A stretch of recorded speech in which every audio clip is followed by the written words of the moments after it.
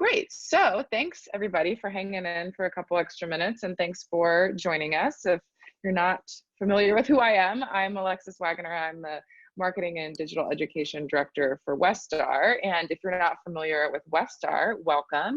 And probably the easiest way to describe us is we are an organization dedicated to bridging the gap between, as we say, the scholarship of religion and the public. And so that takes a variety of forms. We bring scholars together to work on their own research and then work on ways to disseminating that in easily understandable and digestible ways for the public. And so this roundtable, these sorts of virtual events and in-person events are one of the ways, or a couple of the ways that we do that work. So tonight specifically, we're going to be talking about kind of a preview, I guess, of our upcoming, what we're starting to call our fall meeting, which is kind of just an extended weekend of scholars and community and dialogue. And the title of that event, that's in Auburn, California next weekend. And the title of that event is Christianity's Never Heard, Lost Thoughts and Heresies Reconsidered. And we have two of the scholars with us tonight that are part of that event. Unfortunately, Sarah Maurice Brubaker and Karen Bray could not be with us tonight, but Jason Badoon and Brandon Scott are both here. And Jason is a professor of comparative study of religions at Northern Arizona University. And Brandon is a retired professor, worked at Phillips Theological Seminary, and is probably not more notably, but one of the most notable things in my book, Brandon, is that you are one of the founding fellows of the Jesus Seminar, which was the original work that kind of kicked off Westar Institute. And so what I'm going to do is just turn it over to you guys to give a little preview of the talks that you're going to be giving at the upcoming event, and give you guys a chance to do that a little bit, and then we can open it up for some discussion and some questions and things. So Jason, I'll start with you just because you're going to be the first one speaking at the event next week, and you have two talks, and I'll kind of let you decide how you want to tackle them, if you want to preview one or both of them. But your talks are called Being Fair to Heretics, and then the other talk is Good News Never Heard. So Jason, go ahead and take it away. All right, well, the concept of being fair to heretics starts with something that I think is familiar to all of you, which is that victors write history. The winners write the history, and that means that the losers are silenced. And so the job of a historian is to recover those silent voices. And one of the interests of the victors is to make their victory seem inevitable, as if it's foreordained and predestined, that they were always right and the other side was always wrong. And that's the narrative that's very difficult to overcome. So what we inherited coming into the field of the history of Christianity is a model of history. It kind of looks like a pine tree, very long single trunk that goes up quite a distance before branches start to occur. And that model says there starts out as original Christianity, an original truth that is maintained consistently from generation to generation. And after a while, people start to break off, heresies start to form, as people have various motivations for disagreeing with the truth. Well, that traditional account of Christian history has long been challenged. It was challenged already in the Protestant Reformation, although that challenge didn't go very far. And then that led to the practice of rereading the documents we did have in terms of looking for what might be those silenced voices, the voices that were being criticized and attacked in the sources we had, and trying to work through those sources to their voice. And then in the 20th century, we had a series of remarkable discoveries of new texts and new sources that really revolutionized and opened this up in terms of hearing voices we had never heard before, getting those silent voices to speak again to us. And that has given us the opportunity to really start to be fair to so-called heretics, to realize that Christianity was from the beginning a very diverse, pluralistic tradition.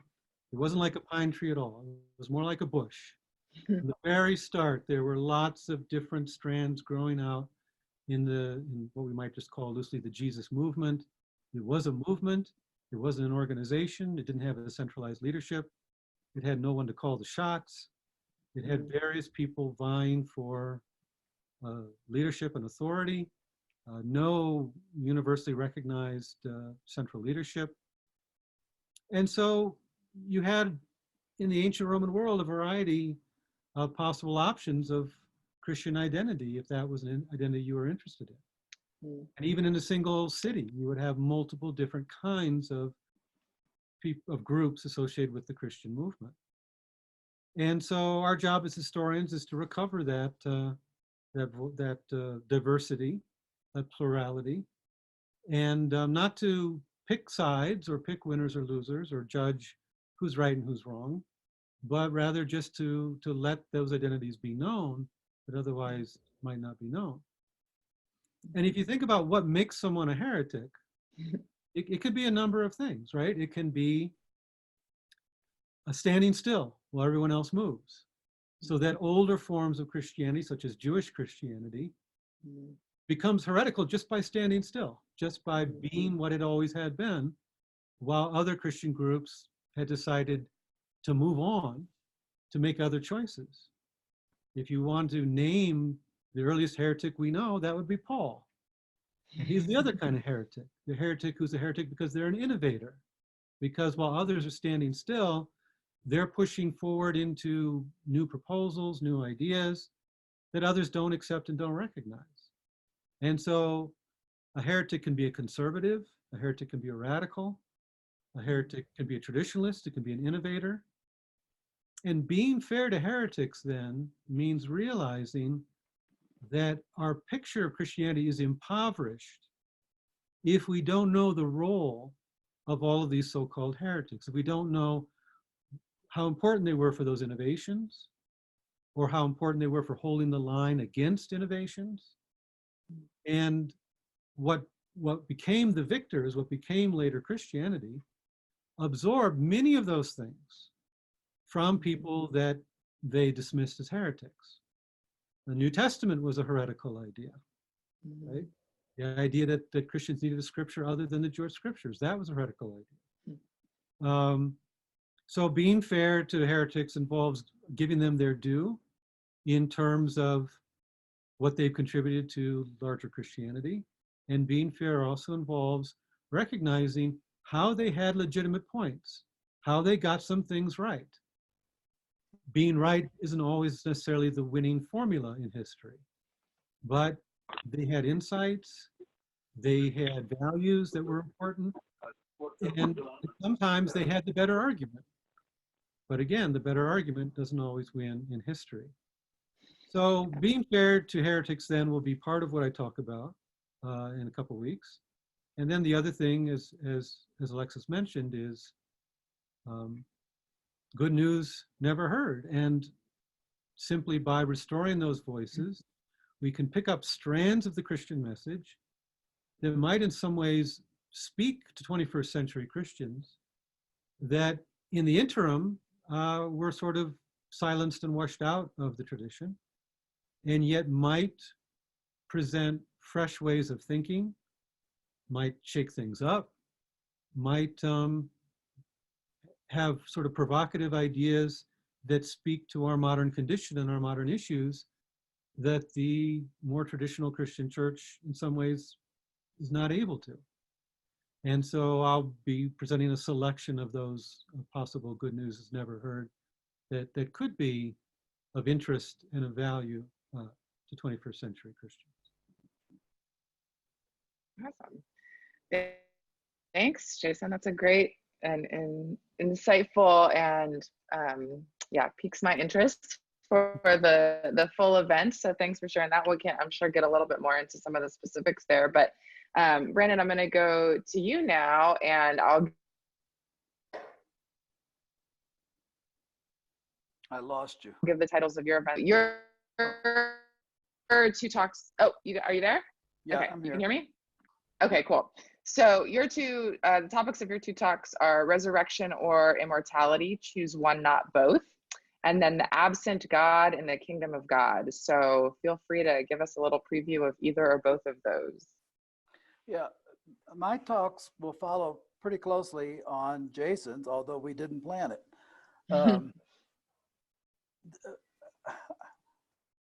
Rudolf Bultmann once remarked that if you judge the New Testament by the standards of later orthodoxy, every book in the New Testament was heretical. And that's really true. So it's worth thinking about in that way, that we have to make those books orthodox often by distorting them in ways. I want to pick up on two topics that I think are real conundrums. The first one is that almost all Christians grow up with the story that, what constitutes salvation is saving your soul.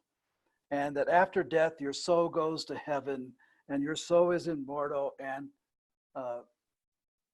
that constitutes the kind of essence of Christianity, immortality of the soul. The truly interesting thing about that is you can't even find that in the New Testament. There's no immortal soul anywhere in the New Testament. That's really something that doesn't come into Christianity until late in the 2nd century, more likely in the 3rd century, when it becomes kind of dominant. So it represents, in many ways, a kind of replacement of what Jason mentioned, a kind of Jewish Christianity, a kind of resurrection is a very Jewish notion. Immortality of the soul is a very Greek notion. So it represents the replacement of a kind of Jewish notion and a Jewish Christianity by a Greek Christianity that moves in a very, very different way. So I always tell my students who say they want to be soul savers, well, just leave your New Testament behind and you'll be fine. And so that's the conundrum I want to follow. I want to follow out what's at stake in that kind of shift and what's really going on. What do we lose when we make that kind of move? The other kind of conundrum really has to do with Christianity becomes largely about God. We even have a God seminar. And we tend to think Jesus is all about God. And in later Orthodoxy, he even becomes God. But when you actually look at his sayings, what's truly interesting about him is God's nearly absent. The really interesting thing about Jesus is he doesn't talk about God. So the question becomes why? What's actually going on there? Why is there an absent God in the center of Jesus's talk? And that's the kind of thing I want to pursue. What happens here when that gets lost? When that absent God gets lost and all of a sudden one begins talking completely about God. God becomes the whole topic. What is at stake in those kinds of moves, and how does that happen? So that's the direction I'm going. Interesting. Cool. Well, thank you both. I've got a few questions of my own, and then some from folks that couldn't be on tonight, and then we can open it up to people that are on the call right now. But one of the things that's interesting to me, and someone actually wrote in asking this, so I was grateful that I'm not alone in this question. But maybe Jason, more for you, although open to either of you guys answering it. This idea of how what we would call, or others maybe would call, heresies nowadays, like if we all started with this kind of like bush versus a tree model, when and how did those kind of other branches disappear to where we now think of it more as a tree? Was it the scriptural interpretation of the time, the politics, or kind of like a mix of all of that? I'm sure that's a long answer, but if there's a way to answer that in kind of a shorter time period, that I'd be interested to hear what you guys think. Yeah, well, part of it was just the natural competition of religious communities. So some are more successful than others. So for example, you had a debate in early Christianity about if you sinned after baptism, could you still be saved? And some Christian groups said, no, the baptism is the one cleansing of your sins, and after that, you're done. If you sin again, you've had it. You're doomed. And other communities said, no, God's a merciful God, even though in theory you shouldn't sin after baptism. There must be a way, repentance, penance, something that you can still be saved if you sin after baptism. And those liberal communities that said, oh, we'll find a way to bring you back in even if you sin after baptism, they got bigger and bigger and bigger. And the more stern, strict conservative communities that said, no, no, you have one shot to have your sins forgiven, and after that you can't be forgiven, they got smaller and smaller and smaller. So there's a kind of natural selection of communities based on choices they make when it comes to relating to their constituents, that some grew more successful and some shrunk. After that, then you have, of course, a war of words going on between these groups. And when one or more of those groups gets state power, the war of words turns into a different kind of war. And that's when you have active suppression. And that suppression can take the form of simply disenfranchisement, denying the right to own church property, or to make a will or conduct business or serve in the government, or it can be more direct, harsh arrests and persecutions and even executions. So after you've had the natural selection process, you get this intervention of the state that takes away more of these groups. And so over the centuries, variety shrinks in favor of the monolith that the state is supporting, and that in turn supports the state. So that would be much. Yeah, it's very interesting. It reminds me a little bit of the conversation that we had, if anyone was listening, a couple weeks ago with Ali Katouche on her work on recovering these icons where there appears to be women serving at the altar, in many cases by themselves with no men present, and her kind of going, wait, I always thought that there would be a ton of icons with men present, and here we have all these, or some icons with women, and talking to her kind of about the same sort of thing, like how that has gotten just minimalized and hidden from forever, essentially, to the point where we all now think like, okay, yes, maybe we've moved away from that, but that we've had something to move away from, when in fact it was perhaps the original that moved away from, that now we're really returning to. So anyway, this makes me think of kind of those connections there too. All right, so anyone want to jump in? If you have questions, let's see, it looks like there's a few that are already coming in. But yes, I was going to say the chat is probably the best way to do that, just since there are so many of you, which is wonderful. But if you have questions and want to put them in the chat, then we can see them there, and I can also try to moderate those a little bit. So let me kind of just look through real quick. So we have one question here that could be, I guess, open to both of you. Do either of you talk about references? Oh, this is interesting. Like rebirth type references. So references to John the Baptist being Elijah returned, or other instances, perhaps I'm adding in now, but maybe other instances perhaps of folks being like taken up into heaven that we get in the scriptures, things like that are maybe not about physical death. I don't know, maybe Brandon, if you want to take that one. Well, the Elijah return issues, that has to do with Jewish messianic thought. And I think that gets into the Jesus tradition long after his death. When they start thinking Jesus is the Messiah, then they start figuring out, well, who in the heck's John the Baptist? And he then becomes Elijah returned. I think it's an exegetical move. I think it really comes from exegeting the Hebrew text. And it's not, doesn't go back to Jesus. It's not part of the early period. It comes in fairly early, but I would say late 1st century, beginning of the 2nd century. That becomes a kind of big thought. The whole notion of ascensions, of translations, different ways in Jewish thought in which people get to heaven is not very systematic in Judaism. And early Christians play with a number of these themes when they're trying to figure out what the heck happened with Jesus. The Gospel of Mark's ending, where the tomb is empty, may well be a translation story in which the body has been translated, and that part is just not there. Now that's a maybe. The Philippians hymn looks an awful lot like an exaltation story. So they use these various models that are in Judaism. None of them are very systematic in Judaism. Judaism doesn't have a very systematic view of resurrection because it's not too worried about it. It's something that's happening in the future, and they don't have to figure it out right now. What becomes a problem for Christians is when they think it's happened to Jesus, they have to figure it out.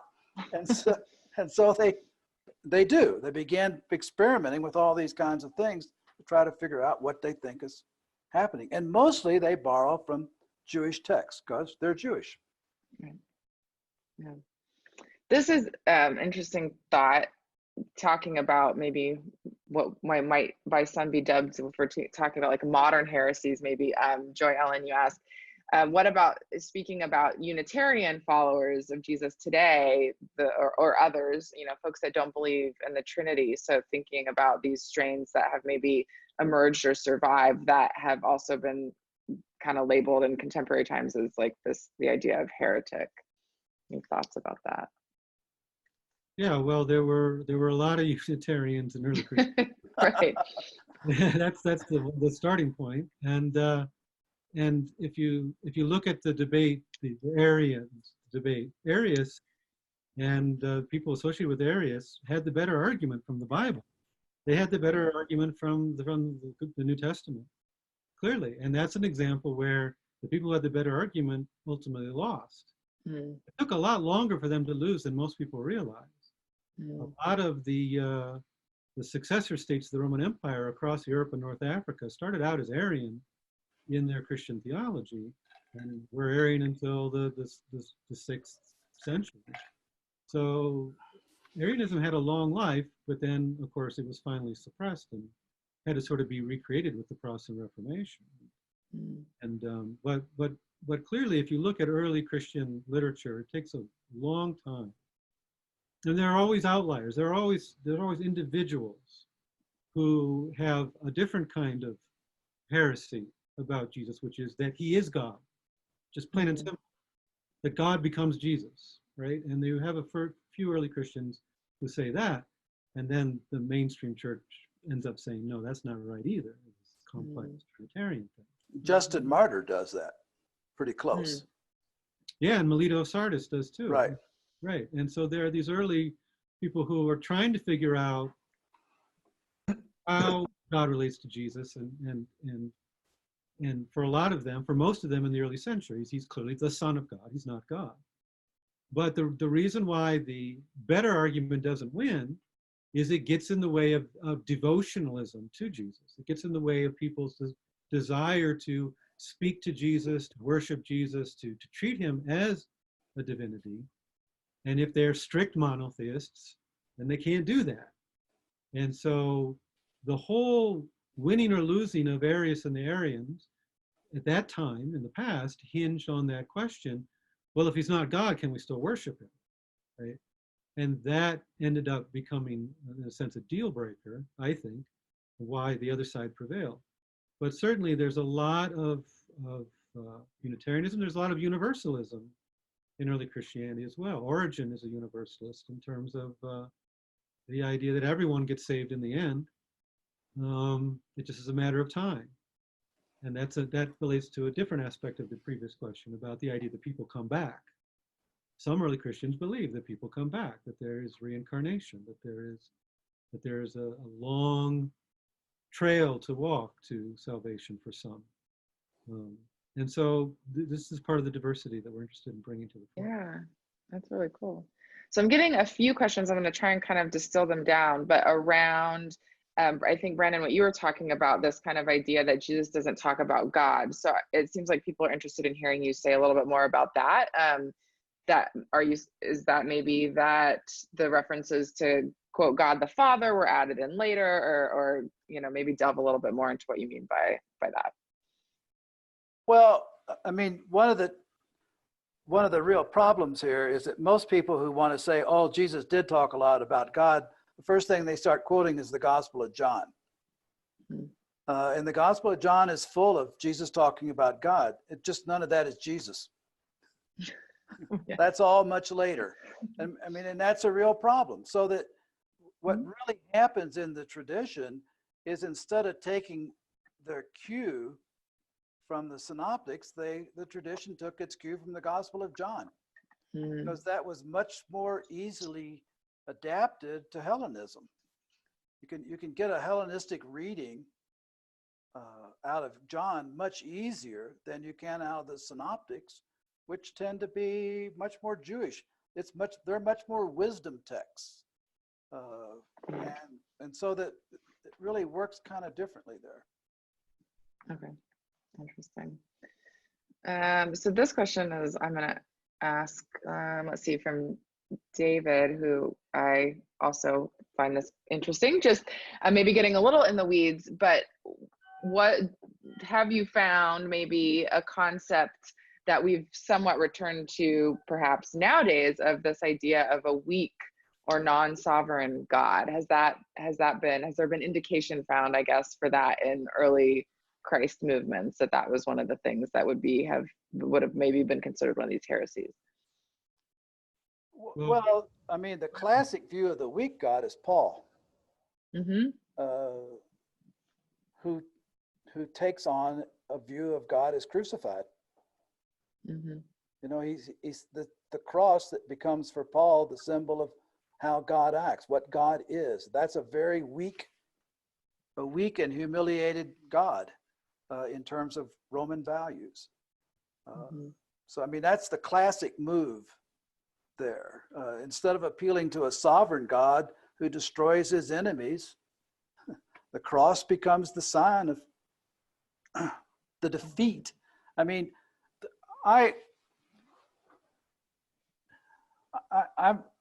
the kind of historian who likes to be very careful about saying things in the past have meaning today.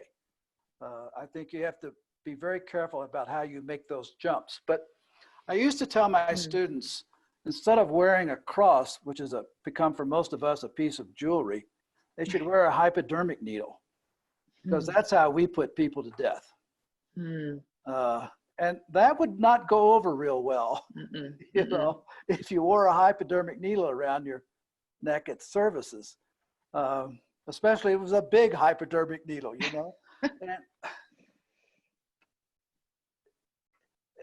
And when Paul does that, when he makes the cross that symbol, it's more than what Luther wants to do. It really is in your face to the values of the Roman Empire. It's a very radical sign. And it's quite some time before Christians even come to picture the crucifixion. We don't get images until very late. It's just too darn scandalous. And that whole scandal has been lost on us, which is why I think we should have hypodermic needles in churches and not crosses. Yeah. And I would, to your point about Paul, and really, you know, this whole point, I would commend, I know you work closely with him too, but Jack Caputo's work on this and his new book, Cross and Cosmos. And we just had a Q&A conversation with him about that book, but he talks a lot about those sorts of things, about the kind of the weak theology of Paul, and it's starting kind of early on. So just a little plug for that as well. And of course, that is bled out of Christianity very quickly in the West, because in the Greco-Roman world, you know, you want your gods powerful, and so that whole Pauline tradition doesn't last very long in Western Christianity. But when Christianity goes east, when it goes to Mesopotamia and Iran and interacts with dualistic traditions, and you get groups like the Manichaeans who represent that Christianity contact with dualism, that's where they take that route. They take the route that to account for evil in the world, you have a good God who's not powerful. He's powerful in the long term. He's powerful in he has foresight and strategy about solving the dualistic crisis. But victory comes at the cost of many sacrifices along the way. And so it's that strand of Eastern Manichaean Christianity which carries forward the idea of not an all-powerful God, but an all-good God. And obviously that's as you say, that's something that has resonance with some modern thinkers. And kind of jumping off that a little bit, William asks, so I kind of related to that, just in terms of history, like how much of the rise of these different Christianities came as a result of the loss of wars and losing power and things like that, when it became less obvious that this all-powerful God was going to overthrow Rome, and kind of then having to maybe accommodate the faith into the culture instead of perhaps the other way around.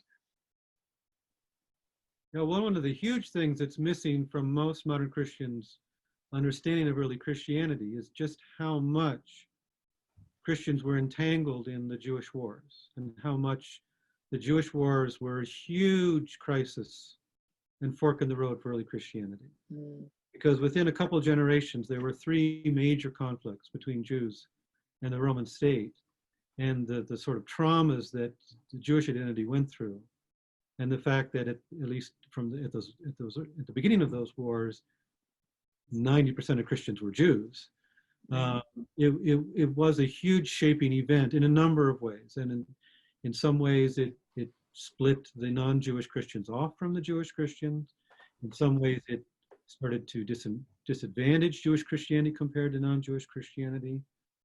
And in some ways it caused rethinking of exactly what values Christianity was going to have and what relationship it was going to have to the state. And we start to get various apologetic voices who are trying to say Christianity should not be seen as any kind of rival or threat to the Roman state. And that, of course, path leads ultimately to Constantine and Theodosius and all that. And you can also see this in the way Christological titles take place. Yeah. So this explicit Christological titles like Messiah, okay, they begin to disappear. Christos just becomes his last name, you know, instead of being a really strong Jewish title. That kind of gets lost in the tradition.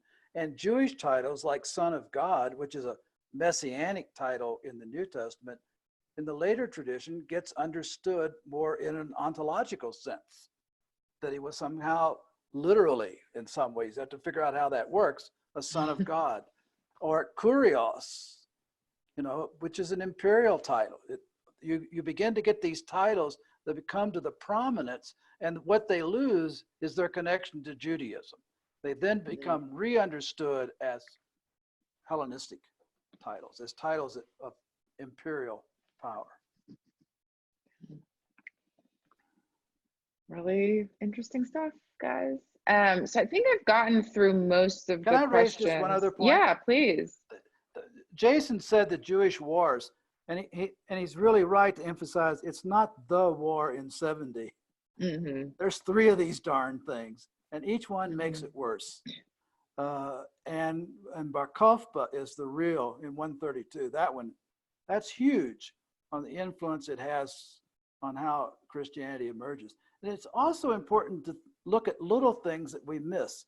For example, Palestine becomes the Holy Land under Constantine. It becomes de-Judaized and Christianized.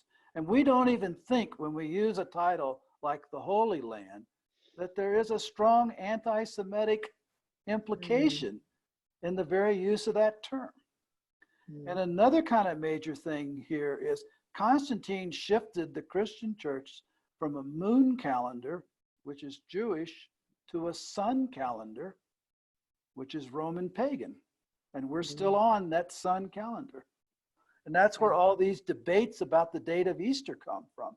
So this, I mean, it's not just about dating. It has to do about how you construct your world and where that world comes from. These things are not neutral.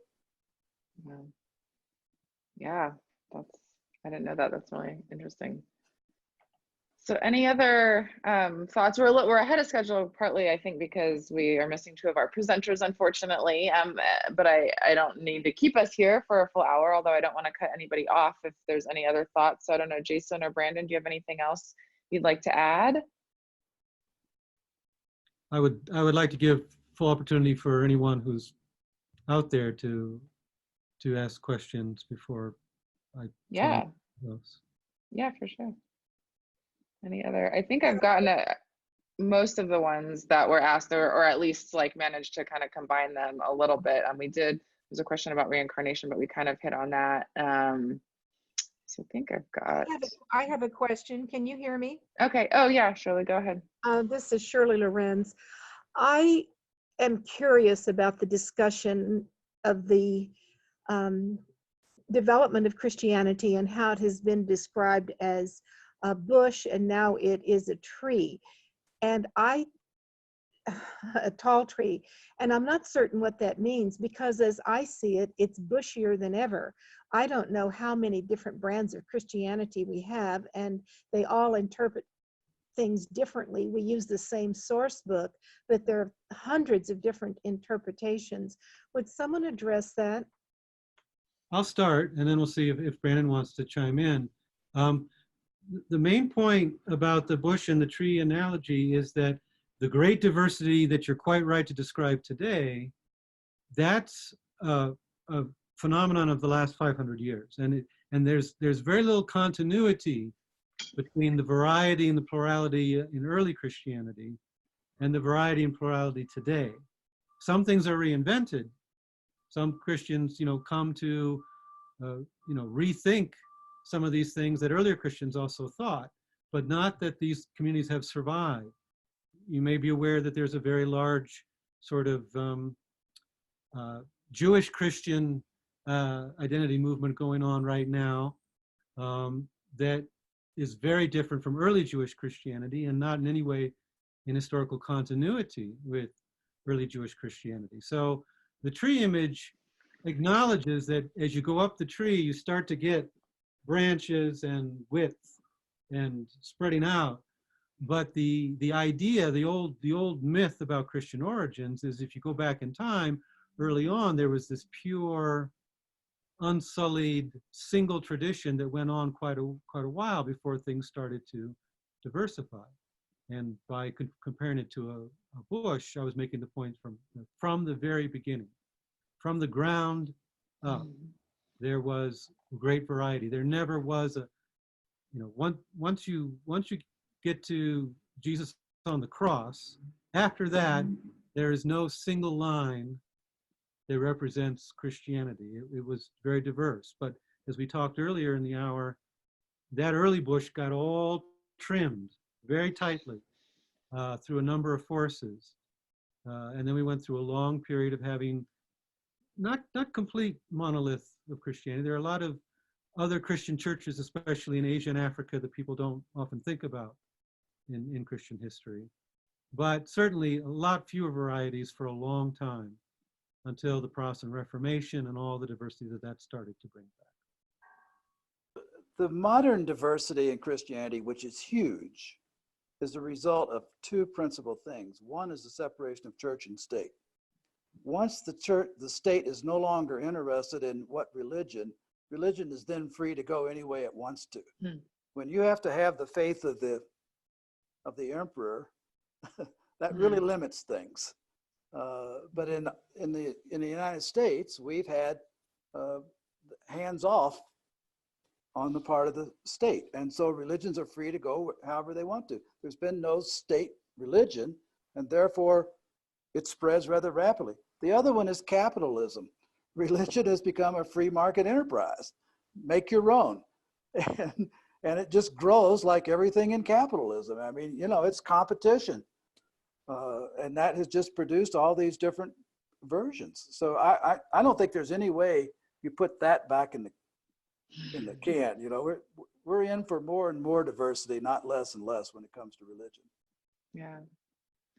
So this is an interesting question that may be a long answer. I don't know. So see what you guys think. But explain further the evolution of what salvation is. What did Jesus originally teach about this? Was original Christianity more mystical? Was it God viewed as more experiential and relational, etc.? Sozo in Greek always has about it some sense of healing. It's primarily a healing term, and insofar as Christianity is a salvation religion, it's a healing cult. And you have a lot of evidence of it being a healing cult, and Jesus is viewed as a healer. There's many stories about Jesus healing almost anything else. So that's a pretty straight kind of thing. Jesus isn't particularly big on salvation, as far as I can tell. Jesus remains pretty Jewish in his categories. He doesn't really stray that far outside of it. It's mystical. It's very hard to use those kind of terms about the ancients. There's certainly a mystical tradition in early Christianity that comes in very early.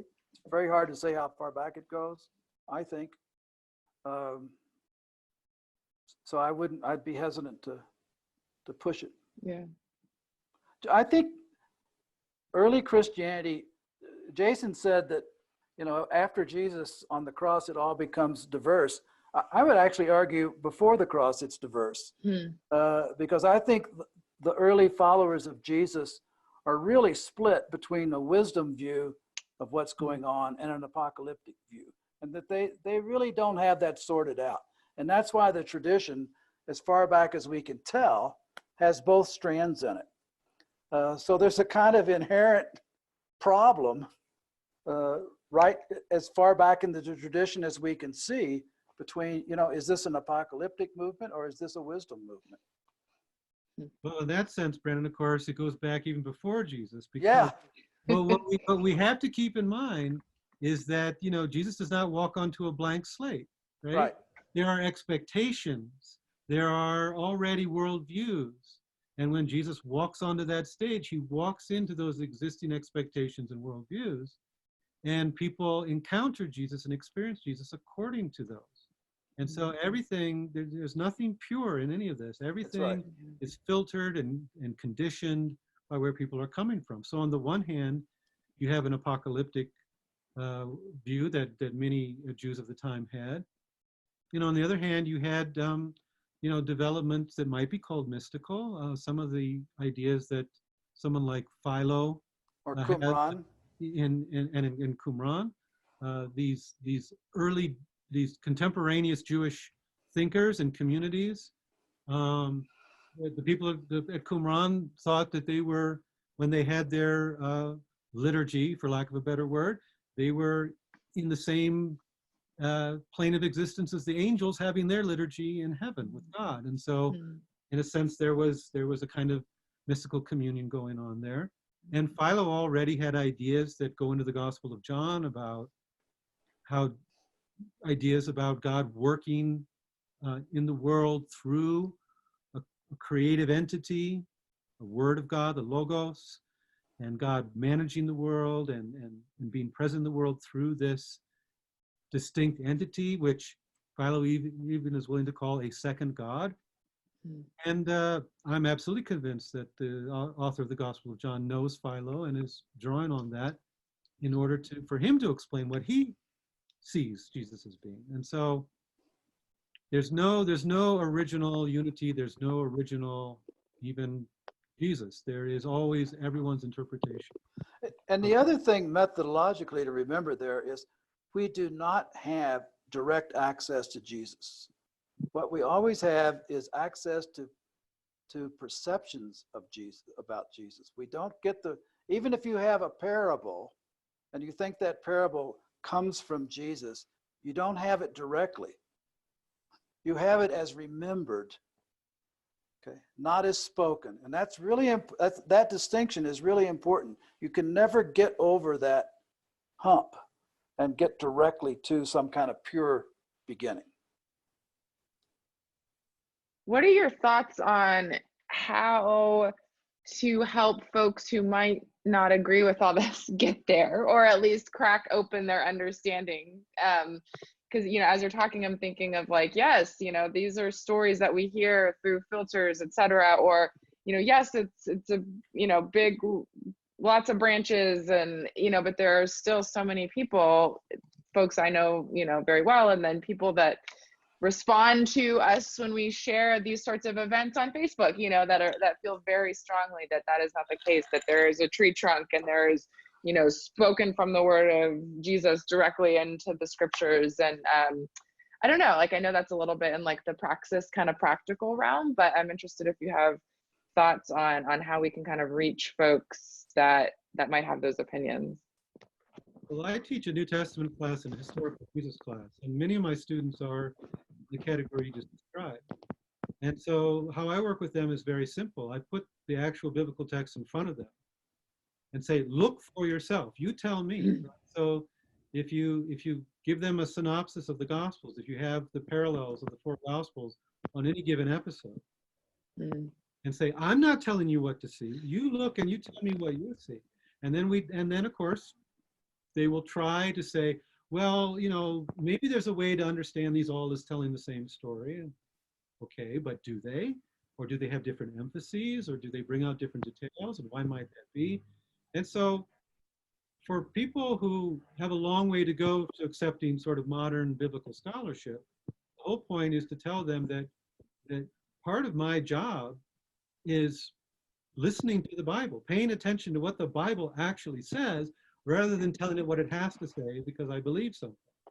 And so from that point of view, respecting the biblical text and letting it be diverse, letting the Gospels tell different stories, thinking about those people who were the authorities behind putting the New Testament together and the bravery they showed in not picking just one Gospel, but picking four, thinking it's worth it.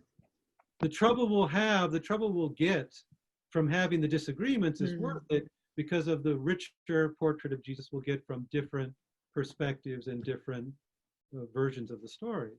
And so they see that I respect the intentions of the authors, the motives of the authors, and then I let the text do the rest of the work.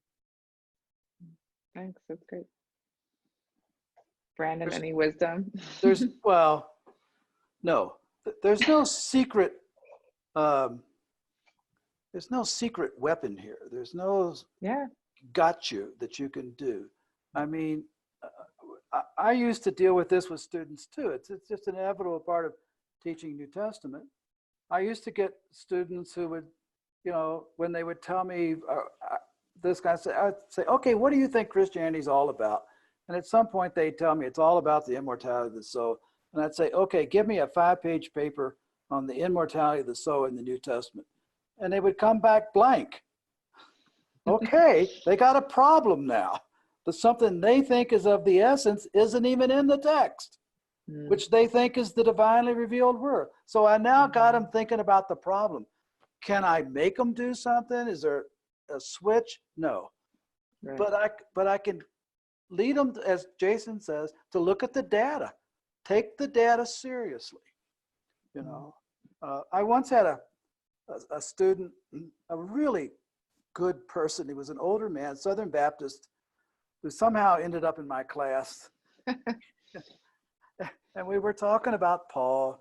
And I made the remark that in the conversion stories of Paul in Acts, there's no horse. And he got all upset. And he went home and read all those stories and he came back and told me, he said, "You're right, there's no horse." And he said, "I thought you were some dumb liberal who didn't know anything about the text. Turns out you know it better than I do." What do you think I'm doing? I mean, it's so you have to figure out a kind of black students, for example, frequently come in very conservative. And I would ask, okay, let's do a paper on slavery. And that undoes them real quick. All of a sudden they find out the Bible thinks slavery's okay. And they don't like that. So now you've got a problem that you have to work with. You have to try to figure out how to solve that problem. And once you have a problem, then you will begin to shift. Might not shift exactly where I would like for them to go, but they will begin to deal with the data. And that's, I think, as a teacher, as much as you can do.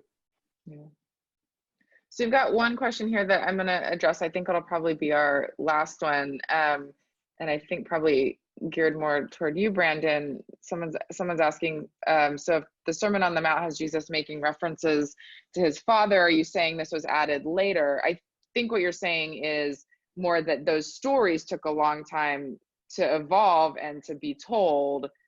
And that's where those references come from. Not that, like you said, not that we get this straight from Jesus' mouth, as it were, and then something's added later. Is that kind of the way that you would explain it? Well, Jesus never preached a Sermon on the Mount. Right. That's a creation of the author of Matthew's Gospel. Right. And he's using, if you got Jason's parallels there, you would see that where he got it was from the Q story, the Sermon on the Plain in Luke. And they're roughly similar, but they're very different. The one in Matthew is much more elaborate. And Matthew likes the phrase, "Our Father in heaven." So, I mean, it's a Matthean addition at that point. Yeah.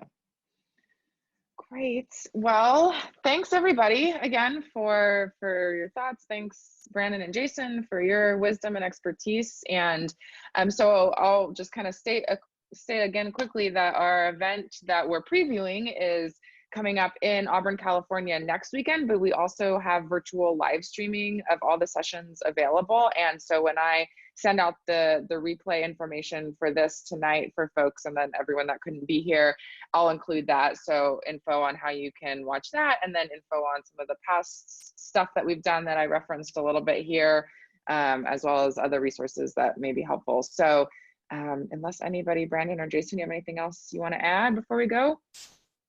No, just thank you for this opportunity. Okay.